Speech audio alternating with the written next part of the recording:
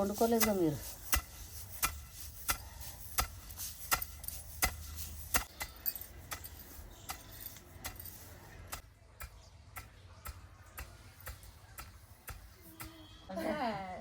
దాంతో రాదు.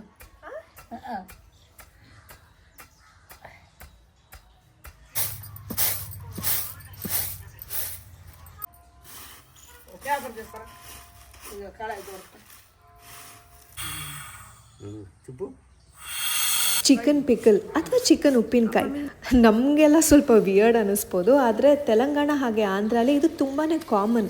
Just chicken ಮಾತ್ರ ಅಲ್ಲ, ಮಟನ್ ಹಾಗೆ ಸೀ ಫುಡ್ ಉಪಯೋಗಿಸಿ ಸಹ ಈ ವಿಧಾನದಲ್ಲಿ ಕುಕ್ ಮಾಡಿ ಸಾಕಷ್ಟು ದಿನ ಇಟ್ಕೊಂಡು ಕೂಡ ತಿಂತಾರೆ. ಇದನ್ನು ತುಂಬ ದಿನ ಸ್ಟೋರ್ ಮಾಡೋ ಕಾರಣಕ್ಕೆ ಉಪ್ಪಿನಕಾಯಿ ಅಥವಾ ಪಿಕಲ್ ಅಂತ ಕರೆಯೋದು. ಈಗಾಗಲೇ ಸುಮಾರು ಸರಿ ನಾನು ಈ ಚಿಕನ್ ಪಿಕಲ್ನ ತಿಂದಿದ್ದೀನಿ. ತುಂಬಾ ರುಚಿಯಾಗಿರುತ್ತೆ. ಬಟ್ ಏನಂದರೆ ಆ ಒಂದು ಚಿಕನ್ ಪೀಸ್ ಏನಿರುತ್ತೆ ಅದೊಂದು ಸ್ವಲ್ಪ ಗಟ್ಟಿಯಾಗಿರುತ್ತೆ ಈ ರೀತಿ ಎಣ್ಣೆಲಿ ಫ್ರೈ ಮಾಡೋದ್ರಿಂದ. ಮುಕ್ಕಾಲು ಭಾಗ ಚಿಕನ್ ಕವರ್ ಆಗೋಷ್ಟು ಆಯಿಲ್ ಹಾಕಿ ಒಂದು ಸ್ವಲ್ಪ ಗೋಲ್ಡನ್ ಬ್ರೌನ್ ಬರೋವರೆಗೂ ಫ್ರೈ ಮಾಡ್ಕೊಳ್ಬೇಕು. ಅದಾದಮೇಲೆ ಒಂದು ಸ್ವಲ್ಪ ಉಪ್ಪು ಹಾಗೆ ಅರಿಶಿನ ಹಾಕಬೇಕು.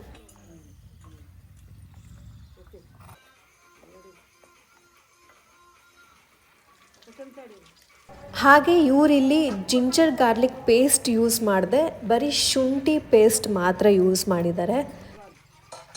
1.5 kg ಚಿಕನ್ ಯೂಸ್ ಮಾಡಿದ್ರಿಂದ ನಾವಿಲ್ಲಿ 2.5 ಟೇಬಲ್ ಸ್ಪೂನಷ್ಟು ಶುಂಠಿ ಪೇಸ್ಟ್ನ ಯೂಸ್ ಮಾಡಿದ್ದೀವಿ.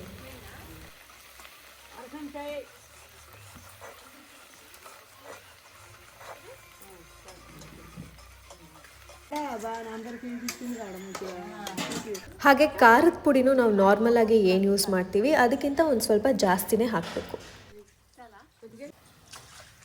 ಈಗ ರುಚಿಗೆ ತಕ್ಕಷ್ಟು ಉಪ್ಪು ಹಾಕ್ಬೋದು.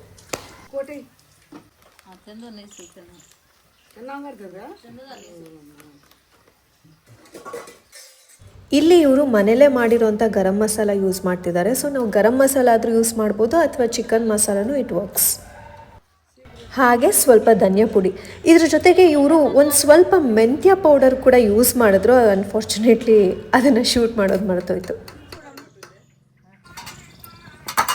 ಸ್ಟವ್ ಆಫ್ ಮಾಡಿ ಕ್ರಶ್ಡ್ ಗಾರ್ಲಿಕ್ ಹಾಕಿ ಅದ್ರ ಜೊತೆಗೆ ಪುದೀನ ಹಾಗೆ ಕೊತ್ತಂಬರಿ ಹಾಕಿದ್ರೆ ಚಿಕನ್ ಉಪ್ಪಿನಕಾಯಿ ರೆಡಿ ಇರುತ್ತೆ.